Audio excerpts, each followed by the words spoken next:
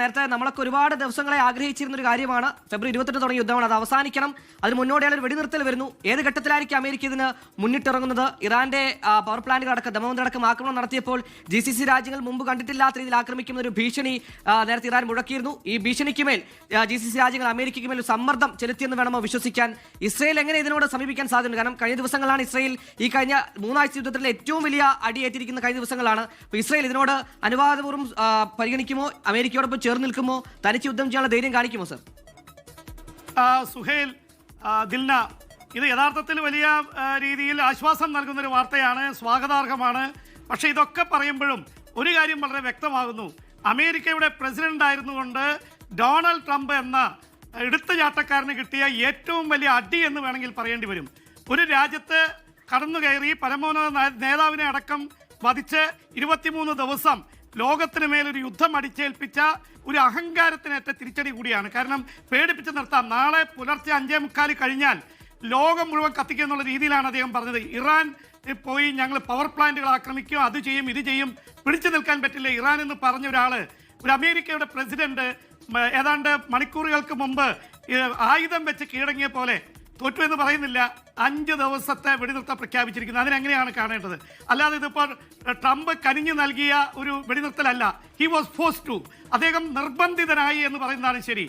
പ്രത്യേകിച്ച് ഇറാന് മേൽ വലിയ ആക്രമണം നടത്തിക്കൊണ്ടിരിക്കുകയായിരുന്നു ഇസ്രായേലും അമേരിക്കയും ചേർന്ന്. അവർ തന്നെ അവകാശപ്പെടുന്നത് 20,000-ലേറെ തവണ ആക്രമിച്ചു എന്നാണ്.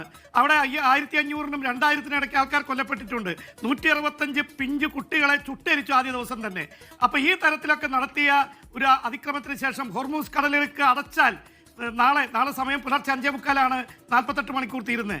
അപ്പോൾ അവിടെ ഇത്രയൊക്കെ പറഞ്ഞൊരാൾ എന്താ പറയുക, ഒരു പ്രത്യേക സമയത്ത് 5 ദിവസത്തെ വെടിനിർത്തൽ പ്രഖ്യാപിക്കുന്നു. എന്തായാലും ഇതൊക്കെയാണെങ്കിലും സംഭവിച്ചത് മനുഷ്യരാശിയെ സംബന്ധിച്ചിടത്തോളം ഇപ്പോൾ സംഭവിച്ചിരിക്കുന്നത് താൽക്കാലികമാണെങ്കിലും നല്ലൊരു കാര്യമാണ്. ഇതിൽ ഒരു കാര്യമുള്ളത് സുഹേൽ, നമുക്ക് ബോധ്യപ്പെടുന്നത് ഇത് ഇസ്രായേലിൻ്റെയും കൂടി അറിവോടെയാണോ എന്ന് വ്യക്തമല്ല. കാരണം ഇസ്രായേൽ പ്രധാനമന്ത്രി ബെഞ്ചമിൻ നെതന്യാഹു ഒരു ഭീഷണി മുഴക്കിയിരുന്നു.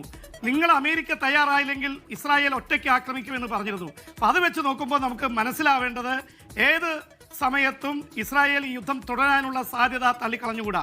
പക്ഷേ അമേരിക്ക 5 ദിവസത്തേക്ക് പിൻവാങ്ങിയ സാഹചര്യത്തിൽ ഇസ്രായേലിന് മേൽ വലിയ സമ്മർദ്ദം ട്രംപിന്റെ ഭാഗത്തുനിന്നുണ്ടാവും. ട്രംപ് പിൻവാങ്ങിയാൽ അദ്ദേഹത്തിന്റെ വളരെ അടുപ്പക്കാരനായിട്ടുള്ള ബെഞ്ചമിൻ നെതന്യാഹുവിന് തൽക്കാലത്തെങ്കിലും പിൻവാങ്ങേണ്ടി വരും. എന്ന് മാത്രമല്ല, ഇസ്രായേലിന് വലിയ കനത്ത തിരിച്ചടി ലഭിക്കുന്നുണ്ട്. അവിടെ ഡിമോണ എന്ന അവരുടെ ആണവ പുരയിൽ വരെ കയറി ഇറാൻ ആക്രമിച്ചു. ഇറാനെ സംബന്ധിച്ചിടത്തോളം ഇറാൻ ജയിച്ചു എന്ന് പറയുന്നില്ല, വലിയ രീതിയിൽ ഇറാന് തിരിച്ചടിയേറ്റിട്ടുണ്ട്. പക്ഷേ ഇറാനെ സംബന്ധിച്ചിടത്തോളം തോൽക്കുന്ന ഒരാളുടെ മാനസികാവസ്ഥയാണ്. എന്ത് വന്നാലും കുഴപ്പമില്ല, മുന്നോട്ടായാലും പിന്നോട്ടായാലും എന്തായാലും പിൻവാങ്ങുന്ന പ്രശ്നമില്ല. ഇറാന്റെ ആ നിലപാടാണ് ഒരുപക്ഷെ അമേരിക്കയെ പോലെ കൊലകൊമ്പനായ ട്രംപിനെ പോലെ ഒരാളെ മുട്ടുകുത്തിക്കുന്ന അവസ്ഥയിലേക്ക് കാര്യങ്ങൾ എത്തിച്ചത്. ഇത് എണ്ണയുടെ വില കൂടിയത് വലിയ രീതിയിൽ ലോകമെമ്പാടും വലിയ പ്രതിഷേധത്തിന് കാരണമായി. യൂറോപ്യൻ രാജ്യങ്ങൾ എതിർത്ത് നിൽക്കുന്നു.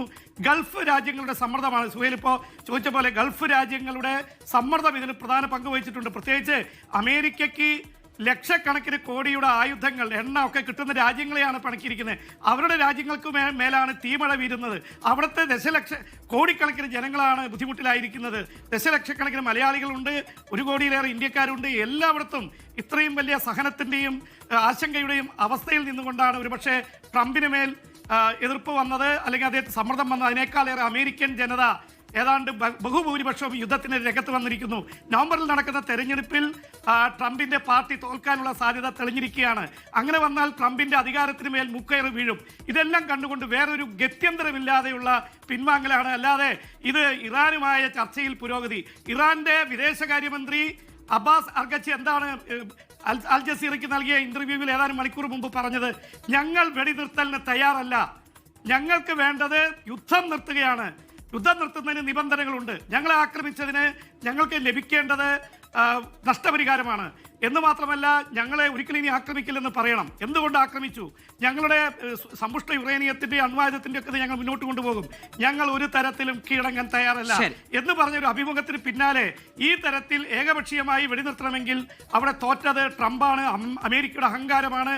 ഒരു രാജ്യത്ത് കടന്നുകയറി വെനസ്വേലയിൽ നിന്ന് പ്രസിഡന്റിനെയും ഭാര്യയെയും കൊണ്ടുപോയ ചങ്കൂറ്റോ അല്ലെങ്കിൽ അഹങ്കാരമോ താന്തോന്നിത്തരോ ഉണ്ടല്ലോ, അതിനുമേൽ കിട്ടിയ വലിയ തിരിച്ചടിയാണിത്.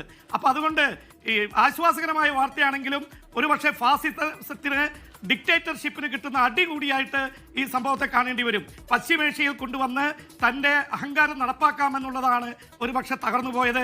ഒരുപക്ഷെ കാണാതെ പോയ ഒരു കാര്യം കൂടിയുണ്ട്. ചൈനയും റഷ്യ അപ്പുറത്ത് നിൽക്കുന്നുണ്ട്. അവർ യുദ്ധത്തിന് ഇറങ്ങിയിട്ടില്ല. ചൈനയുടെ നാവിഗേഷൻ സിസ്റ്റമാണ് ഈ യുദ്ധത്തിൽ ഇറാൻ പ്രയോഗിച്ചുകൊണ്ടിരുന്നത്. ചൈനയുടെ നാവിഗേഷൻ സിസ്റ്റം മാത്രമല്ല, ചൈനയുടെ ആയുധങ്ങൾ അടക്കം. ചൈന അമേരിക്കയേക്കാൾ വലിയ ശക്തിയല്ല, പക്ഷേ ചൈനയുടെ ആയുധങ്ങളുടെ പ്രത്യേക നാവിഗേഷൻ സിസ്റ്റം ബയർഡ്, അത് ഒരുപക്ഷെ അമേരിക്കയുടെ GPS സിസ്റ്റത്തിന് അതിനെ തടയാൻ പറ്റിയില്ല, ജാം ചെയ്യാൻ പറ്റിയില്ല. അതുകൊണ്ട് ബാലിസ്റ്റിക് മിസൈലുകളും അതുപോലെയുള്ളതൊക്കെ ലക്ഷ്യം കാണുന്ന തരത്തിലേക്ക് കാര്യങ്ങൾ ഇറാൻ